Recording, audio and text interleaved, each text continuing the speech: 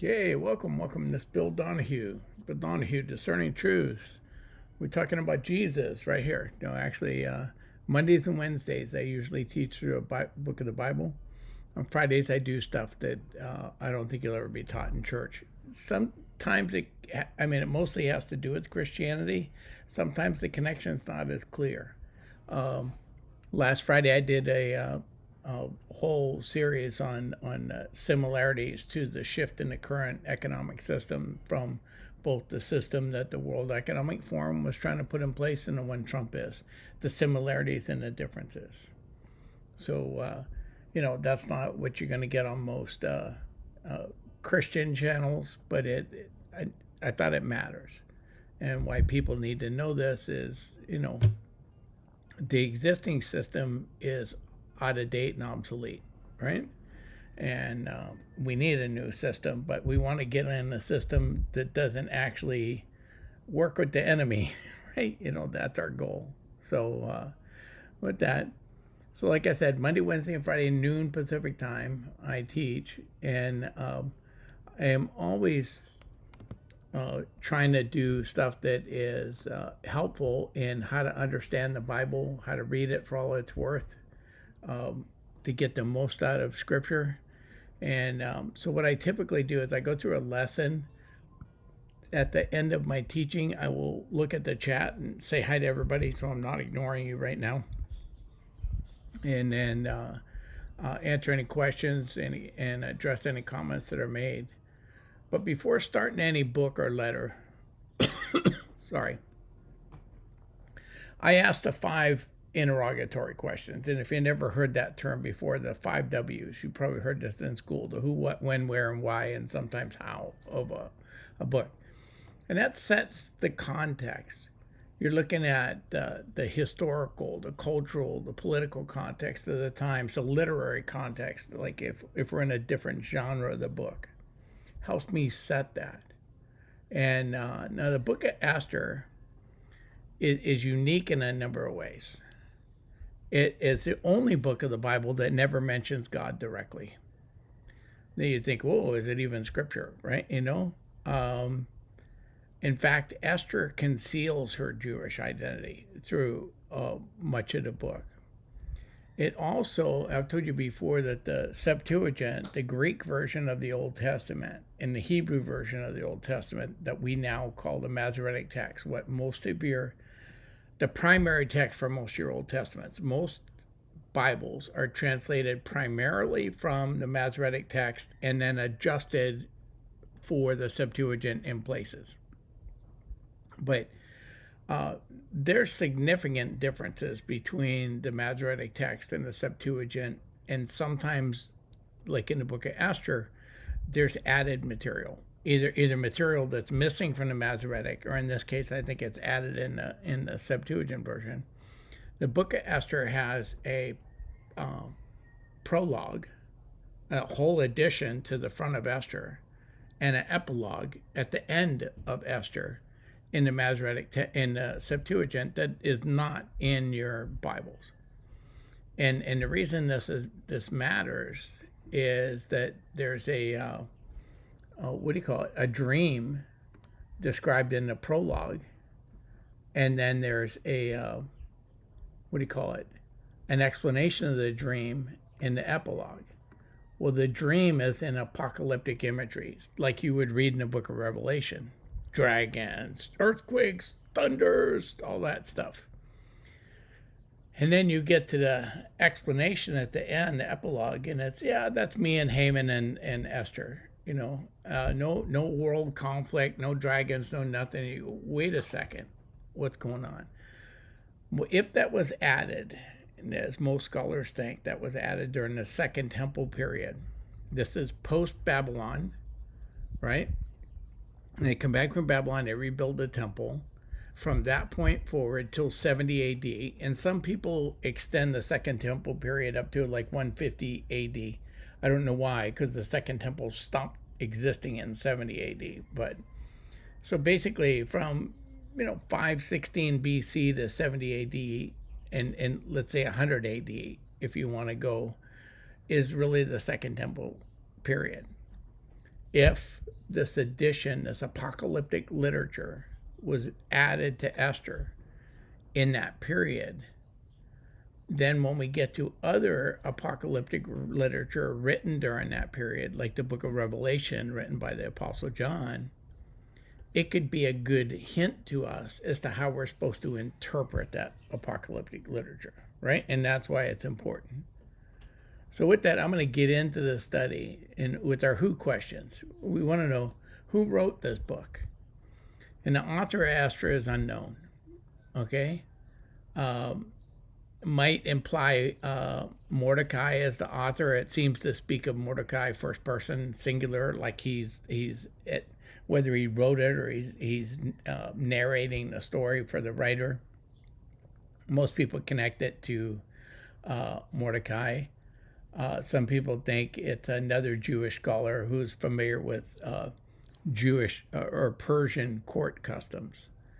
I think it's more likely Mordecai was either directly explaining the contents of Esther or he wrote it himself. So who's the intended recipients? And the book of Esther is likely written for Jewish people living in the Persian Empire, okay, and for later Jewish communities in the diaspora when the Jews were dispersed around the world, right? It's aimed at to encourage and inspire them, reinforcing their identity, their faith, their trust in God's providence during a time of potential persecution or cultural assimilation. Like we have talked about the Northern Kingdom, the 10 tribes of the North have disappeared from history. They were culturally assimilated into the rest of the world. They are unidentifiable, at least right now. I mean, DNA studies might get to a point where they can identify them, but we can't right now. Then you get to the what question. What's Esther about? In the book of Esther, it talks about a story of a Jewish girl named Esther. She becomes queen of Persia. Okay, this is the largest empire in the world at the time. Her cousin's name is Mordecai. He's a big player in this story, and he thwarts a plot by a Persian official named Haman. Now, Haman's painted as a bad guy in this thing because his goal is to annihilate the Jewish people. Okay, that kind of puts him in the villain in the story. It highlights themes of courage and divine providence, although God's never mentioned. And the origin of the Jewish festival of Purim. Now, this Purim is not one of the 7 feasts that instituted by the Lord. It's like Hanukkah. It's a feast that the Jews add that wasn't part of their original. That's part of the law. And the Feast of Purim, a Jewish holiday, that commemorates their deliverance to the Jewish people from a plot to exterminate them during the ancient Persian Empire. The whole feast is based on the story of this book, right? It's celebrated annually on the 14th day of the Hebrew month of Adar, okay, or in the 15th of the month in walled cities like Jerusalem. This is known as Shushan Purim, which typically falls in late February to March. Purim, like I said, is not one of the feasts of the Lord outlined in the Torah, but rather it's just a festival added by the Jewish people. But the fact that that festival exists gives credence to this book as being authentic, since the festival is based on the contents of this book, right? Now, we kind of touched on the when question already, but I just want to make sure. The events of the book happen when this king named Ahasuerus is ruling in Persia. King Ahasuerus in the Bible identifies with Xerxes I, who ruled the Persian Empire from 486 to 465 BC. Now, the narrative spans from about 483 BC, when Queen Vashti is deposed. And Queen Vashti is going to upset King Ahasuerus and get kicked out of her spot. And then he's going to look for the next, the hottest looking woman in the empire and give her the suite. And thankfully, Esther is a very beautiful woman. So the Babylonian captivity ended in about 539 BC. We see the first waves of Jewish captors returning to Judea and Jerusalem specifically in about 538 BC. They start working on the second temple and building the wall around the city and trying to build out of the ruins, right? They finally get the temple fixed in about 516 BC. And so all this happened by the hand of God, using the Persian king Cyrus I. Babylon was the major empire that destroyed Jerusalem, brings the Jews into captivity in Babylon. And then God raises up Cyrus out of the Persian Empire to go conquer Babylon. Cyrus sets the Jews free. Cyrus is phenomenally wealthy. The Persians, a very wealthy empire. And a lot of the Jews, instead of going to poverty in Jerusalem and Judea, they went to Persia, where the money is. Okay? I mean, just understand that's the context here. So we're less than 50 years later. You just got out of captivity. You didn't follow God's instructions and go rebuild the temple and do all that stuff. Instead, you went where the money was. And suddenly, within 50 years, you're going to have another Persian king demanding worship. And when Israel conquered Canaan, this is the connection here to the story. When Israel conquered Canaan, they were ordered to exterminate the clans, the tribes containing giants in the land of Canaan. One of those is the Amalekites. And the Jews failed to do this. And the clans containing the giants continued to populate, right? Now, one of the descendants of those tribes, a man named Haman. Now, Haman's not a giant, but he's in a clan that has polluted bloodlines, right? The Jews had already tried to exterminate his people. So Haman, coming back years later, wanting to exterminate the Jews is a little more understandable, right? So the story is primarily set in Susa, and that was the capital of the Persian Empire, and that's modern-day Shush in Iran. Now, king locations in the story are going to be the king's palace, where Esther becomes queen, and the broader empire.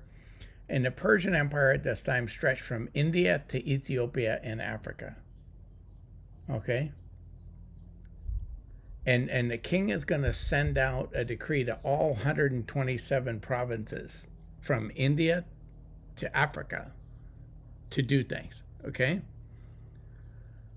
So from reading other books in the Old Testament, one might assume that all the Israelites who survived the Babylonian captivity returned to Judah to live. But clearly, we have a significant Jewish population in Persia within 50 years of their liberation from Babylon. The Jewish population has at that time thrived in Persia, and at other times suffered persecution. But a significant Jewish population has existed in Persia from that time until now. Still exists. You know, a lot of Persian Jews, or Jews in Persian, they live in Persia, Iran, but they're of Jewish nature. Fewer now because they've been getting killed, but there's been a large population of them. There was a show, Shahs of Sunset, that used to be on, making fun of some of the extravagance of some of the Persians that live in Beverly Hills. And even in that show, you're going to see that there's a mixture. Some are Jewish and some are Muslim in that show. And some have no religious connection at all. The why question, and this is really the issue.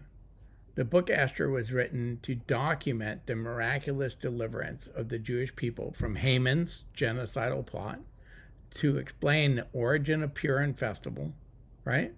And to encourage faith in God's unseen protection. It underscores that even in exile and without overt miracles, divine providence works through human action to preserve God's people. And I mentioned this in Noel in Neo's chat, not Noel. Not Noel's my wife. Neo was doing the stream this morning because she was reading from Isaiah. And Isaiah was a prophet before the Babylonian captivity. And he kept calling the Jews to just trust God. Do not worry about what's coming. Trust God. Everything will be all right.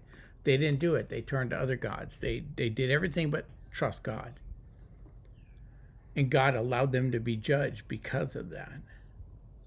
This book is to say Esther and Mordecai trusted God and got the rest of the Jews to trust God, and God delivered them. It's kind of like the flip side of, Isaiah told you trust God, you didn't do it, and look what happened.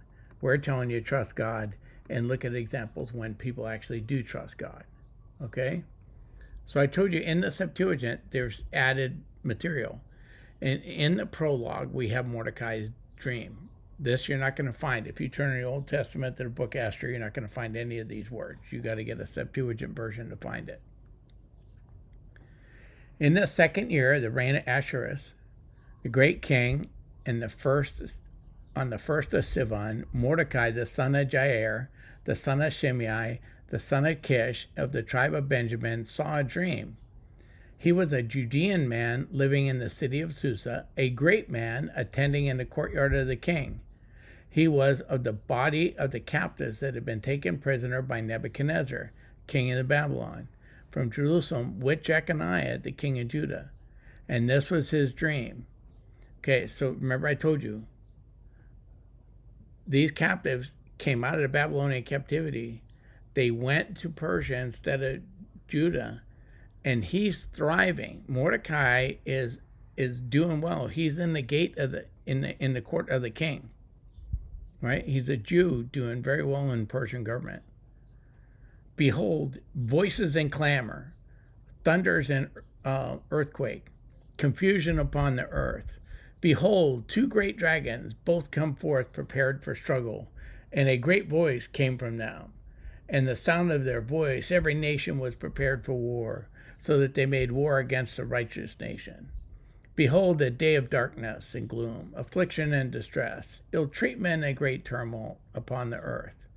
And the entire righteous nation was troubled, fearing evil things upon themselves. They prepared to be killed and called to God, and from their cry there appeared, as it was, a small spring, a great river, with much water. Light came, and the sun rose, and lowly they were exalted, and the lowly were exalted, and consumed those who were held in honor. Pretty wild imagery here, right?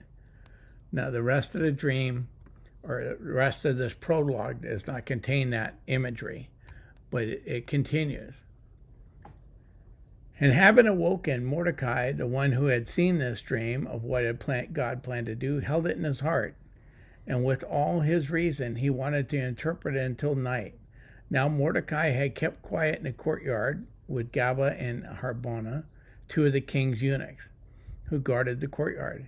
And he heard their plans and scrutinized their ambitions, and he learned that they were preparing to lay their hands upon the king Ahasuerus. And he warned the king about them. Then the king questioned the two eunuchs, and after they confessed, they were led away. And the king wrote these words for a memorial. Mordecai also wrote about these things. And the king ordered Mordecai to attend in his courtyard, and he gave him gifts because of these things. And now Haman, the son of Hammedatha, the Borgias, was an honored man before the king, and he desired to harm Mordecai and his people on account of the two eunuchs and the king. Okay? So like I said, this is background to the Book of Esther that you're not privy to in your regular Bible. Okay? And is this authentic? Is this original? Was this added? I don't think it matters, because its purpose gets served whether it's original or not. It tells us how Jews used apocalyptic imagery in that time frame. Okay? So in the epilogue, we had the prologue with the dream. The epilogue, he's going to explain the dream. And Mordecai said, "These things have come from God. For I remembered that the dream I saw concerning these things, and no item in them has failed. See, he's going to say it. All the dragons, the earthquakes, all the global conflict, all that came to pass. There was a small fountain, and it became a river, and there was light in the sun and much water. Esther is the river, whom the king married, and he made her a queen. And the two dragons are I, myself, and Haman. Whoa. And the nation are those that have been gathered together to destroy the name of the Geans. It's only Persia, maybe the Amalekites, are these nations.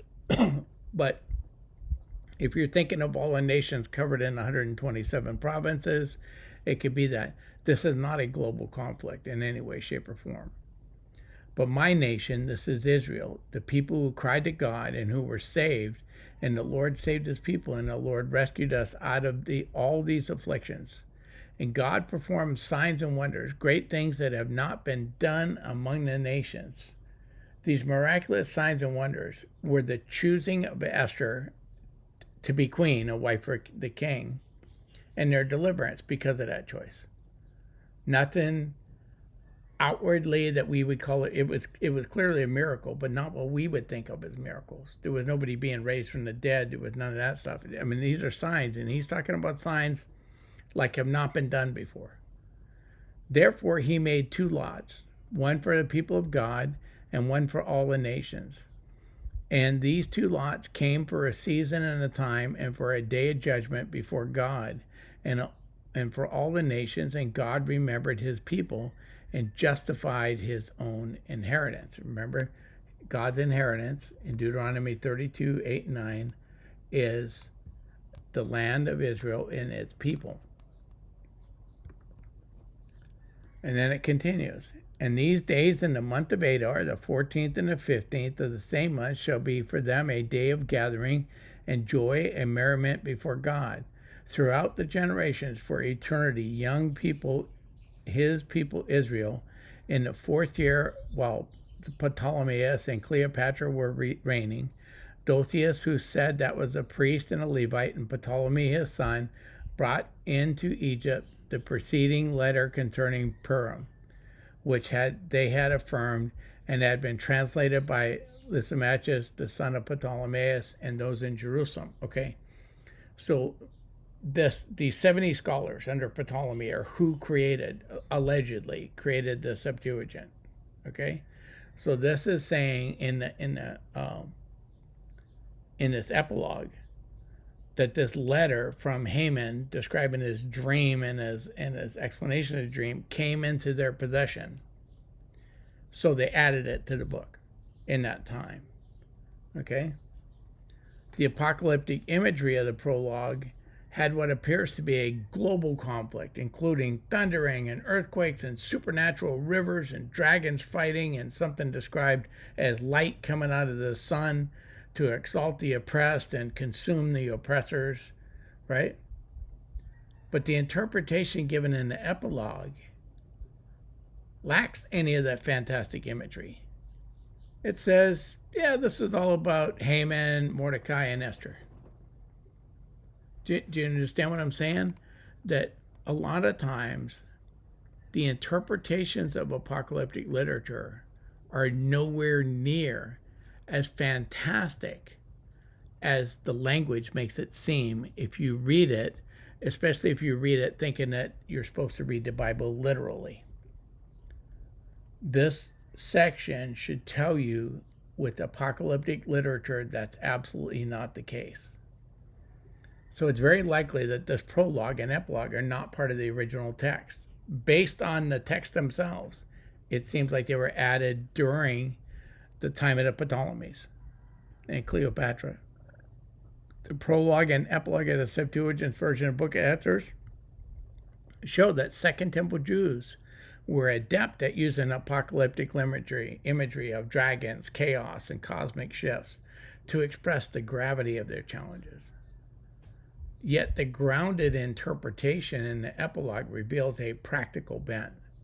They often applied such vivid symbols to historical events, emphasizing God's provision and providence. in that immediate context. The blend of cosmic drama and earthly resolution highlights a flexible, hopeful approach, encouraging Jews to trust in divine deliverance amid the uncertainties of the time. While John wrote Revelation at the end of the Second Temple period, if you ended it in 70 AD, I don't think Revelation's written until a few years later, but you're in what most scholars call the Second Temple period. He's writing it at the end or very closely after it ends. The Jewish people lived under Roman occupation, much like the Israelites in this story lived underneath the rule of a Persian king. Now, they weren't being persecuted, and there was times under the Persian persecution or Persian rule that they actually lived pretty well. There were times under Roman rule where it wasn't as bad as other times. Those ebbs and flows of the political environment are pretty common. The apocalyptic imagery of dragons and chaos and cosmic shifts sounds like they could be images taken right out of the book of Revelation. However, most modern end times teachers interpret those images as portraying fantastical cosmological events and spiritual events. But if you use this book as your basis for how to interpret apocalyptic literature, and I'm going to tell you, you could use a lot of other books too that we know the meaning of. You don't get to that kind of imagery. Not only are the prologue and epilogue of Esther, but in many other books, Daniel chapter 7 to 12, 1st Enoch, 2nd Baruch, and 4th Ezra all have this kind of imagery. None of them are interpreted with these cosmic events. They're talking about earthly political events. Yes, God's in control of those events. God shows his divine providence through those events. God raises up and ends empires. But you don't have these miraculous stuff, stars falling and the sun turning to blood, and or dark and the moon turning to blood. Those aren't literal. That's apocalyptic imagery, right? Now, apocalyptic literature often employs a dramatic style, and it grabs your attention to convey the magnitude of the spiritual and historical forces at play. Scholars note that this imagery often uses hyperbole and metaphor drawn from earlier prophetic traditions. You see this hyperbolic kind of language and metaphorical speaking in Isaiah's chapters 24 to 27. Ezekiel 38 and 39 use this. Ezekiel 38 and 39, remember the dry bones things we did with Sword of Michael with the thing? Yeah, that's not literally flesh coming back on bones. But it's intensifying them with visions of a cosmic conflict or transformation. So that ought to give us a hint how this book was interpreted by Jews in the Second Temple period. And maybe we ought to follow their example, What you have in Second Temple literature is a recurring theme. They use the apocalyptic genre a lot. There's a lot of apocalyptic literature that has survived from the Second Temple, right? And they always have promise of divine intervention and restoration. In the book of Daniel, after the oppressive beast, the empires, right? All described as beasts, remember? And then the Ancient of Days grants authority to one like the Son of Man. This is Jesus. Jesus identifies himself as this person, symbolizing victory for God. And then you see that in Daniel 7, 13, and 14, and Daniel 27. Similarly, when I'm writing 1st Enoch, I'm talking about the book that most people call the Book of Enoch. There are other books of Enoch. Okay, the Book of Enoch contains really 4 books in one.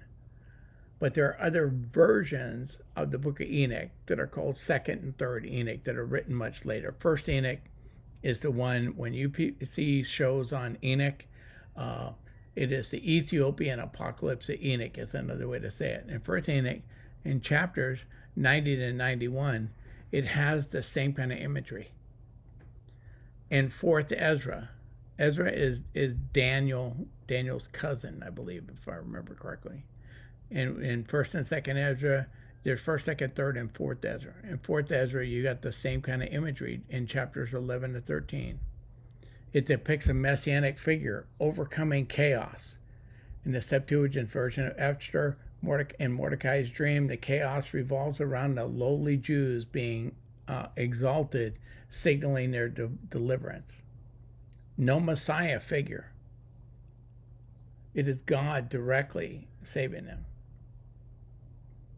Through a woman in this case, right? This hope of deliverance is contrasted with their present suffering. We're going to go through this present suffering. We have this Haman guy trying to kill us, but we're going to trust in God to deliver us because God's promises are here, right? God's going to overturn the evil that he does.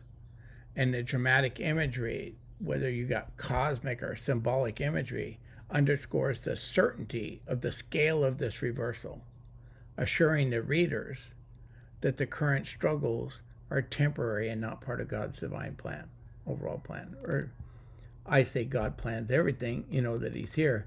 It's part of his plan, but it's not his ultimate plan. We may go through persecution, but it's not his plan for us to be persecuted forever, right? Apocalyptic text consistently emphasize divine judgment and justice, something most of us are waiting for. Most of us that look at the evil that's been done in just recent years by people in power want justice. We want it now. We want it yesterday, right? And this is emphasizing to the people, God's going to get it done. It may not come today or tomorrow, but it's going to be. God promises deliverance. He's faithful. And this may not come until the resurrection of the dead, when God punishes the wicked and rewards the righteous. And you see that in Daniel 12, 1-3. But in other apocalyptic texts, like 2 Baruch 48-51, describes God judging the nations and renewing creation for the just. It's like a return to Eden. That theme, not that we're going to go live in heaven or sit on clouds and play harps, is the earth being restored to an Edenic state, and we're going to live here. That is all through the Old Testament. It's through other apocalyptic literature. In the War Scroll, and this part of the Dead Sea Scrolls, right, 1QM, it envisions a final battle where God's forces defeat evil, both human and spiritual. That idea is in the Bible. I've told you before, Leviathan is a chaos monster. No, he's not a dinosaur. He's not a real flying dragon. It's a chaos monster. He's the symbol of evil and chaos. Sorry, I need to take a drink. I got a big cough coming.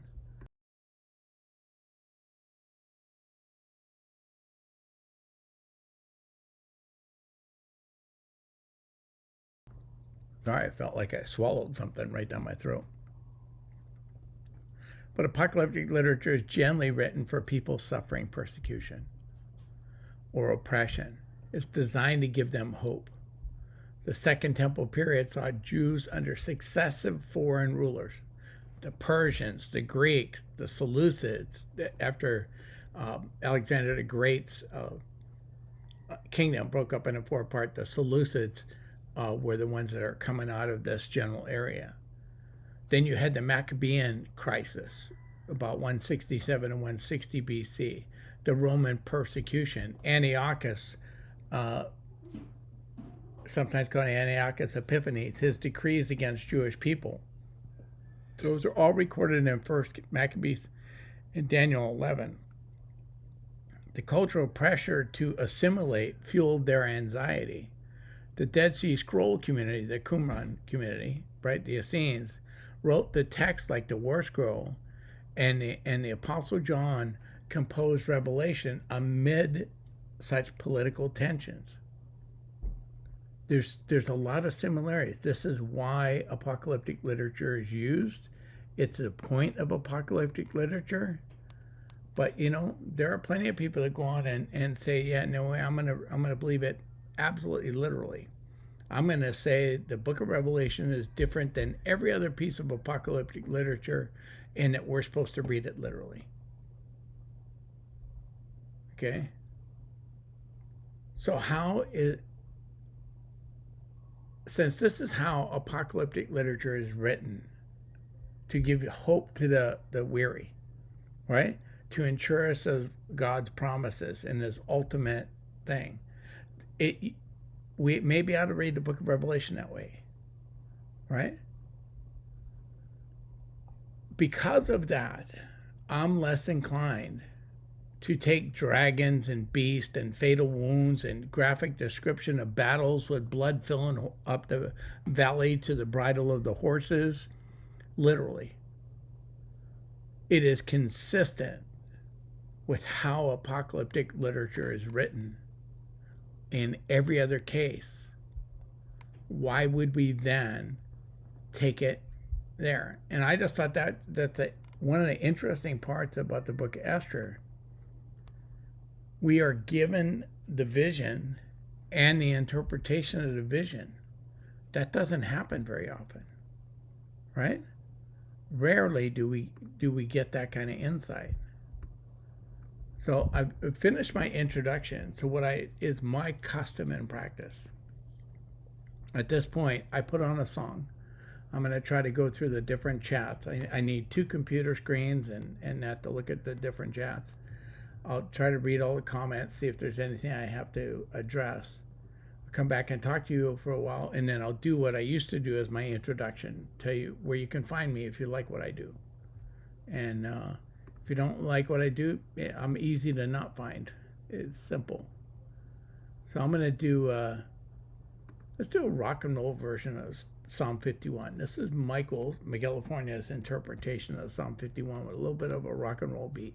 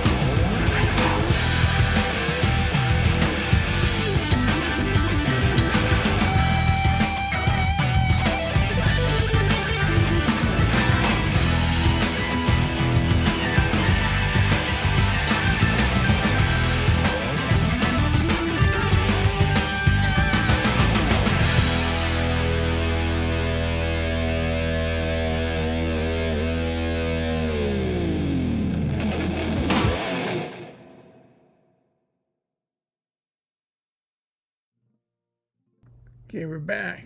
Imagine pulling into church and they're playing that. I just love Michael.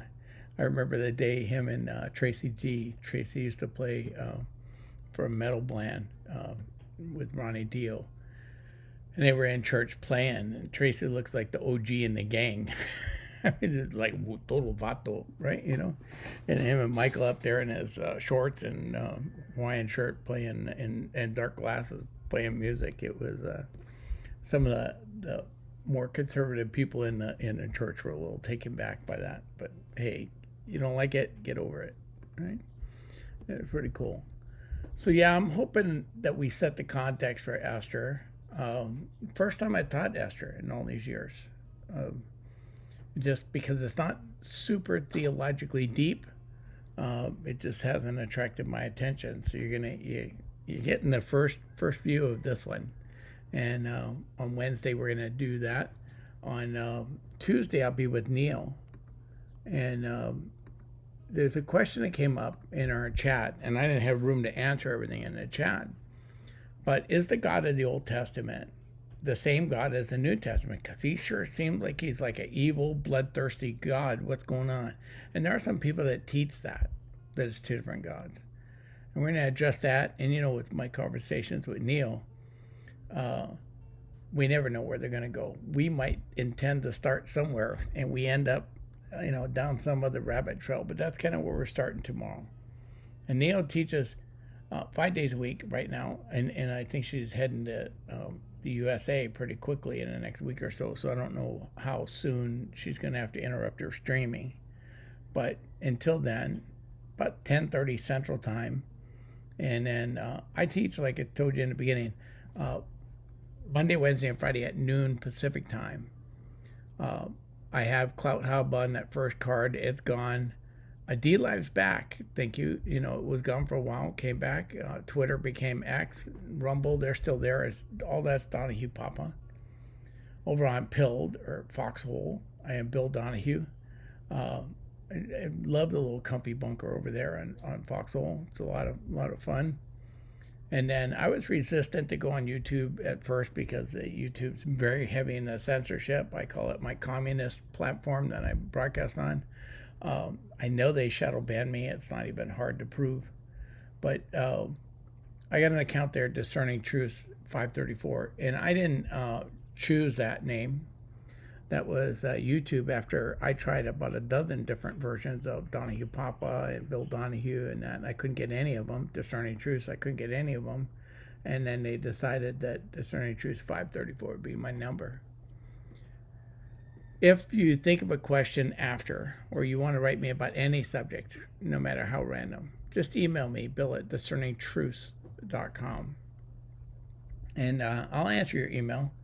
And a lot of times questions I get via email become a Friday study because I start making notes to answer you, and then I go, hey, somebody else probably has the same question. You see that I put a lot of text up, and I quasi-read my own text. I mean, I jump around it a little bit, but I'm partly at least reading, generally following my text. It's because I want a PDF of these streams available for my grandkids. God forbid anything happens to me or when I'm gone. So I just produce a PDF, and I drop it on Discerning Truth Groups, and you can download it for free. Look up any verses I got, any points I have. See if what I... Listen with openness of mind, then read the scripture and see if what I say is true. You do that with everybody. I do write on Substack. I don't just write on theology on Substack. I've written articles there on autism, what it's like dealing with this in a public format. What I've written on cryptocurrency investing. Kind of touched on that last Friday a little bit, but more directly in Substack. Okay.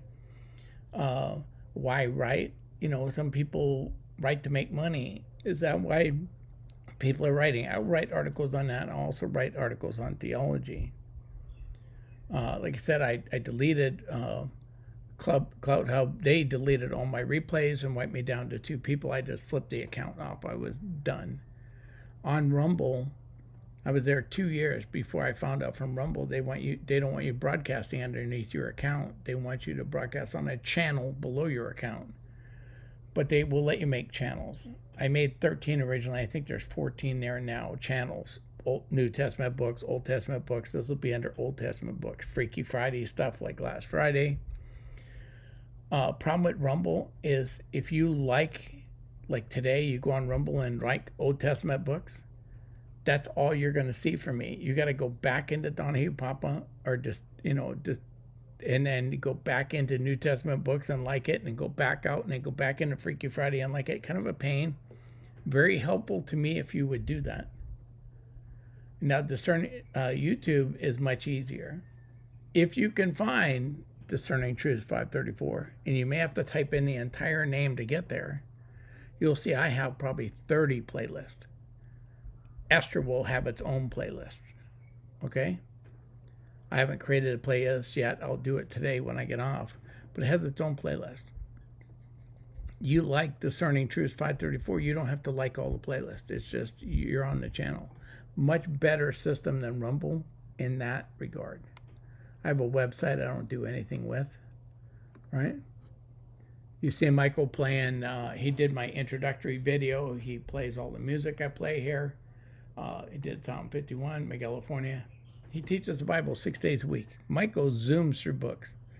My God, I blinked, he started 1 Kings, and now he's in chapter 11 this morning. It was like, wow, he goes. But his show in the morning, he does some worship music, says hi to people, interacts with the chat, does a proverb of the day, and then a short Bible study. And even don't, think in that little time on the Bible study, he's motoring through the Bible. And well, Michael's very good on practical application of the passages. Really does a good thing. Sunday, his wife Linda joined him, and they're doing Psalms. I still left Prophet Club stuff up there. Michael and I did some Prophet Club episodes a few years ago. I was going to do another one on Julie Green. Remember when I promised it to be here by January? I didn't make it by January. We're in, June? Still not here. It's getting really hard, And so, yeah. Yeah, Sword, they upgraded Cloud Hub. And in their upgrade, we all got nuked. Okay? Everybody that I know got nuked. All your content's gone. Thank you very much for the upgrade, right? So that was frustrating to me. And I just, when I stream, I deleted the channel for that. I mean, I still have an account there. I don't think I closed my account, but I have deleted the channel. It's too much frustration for me. You put in all this work and somebody destroys all your effort. It's like at some point you just say, thanks a lot, I'm out of here.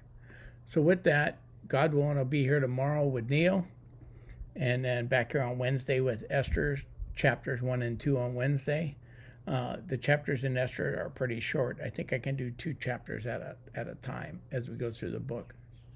So with that, thank you all for showing up, and hopefully I'll see you in some of these chats.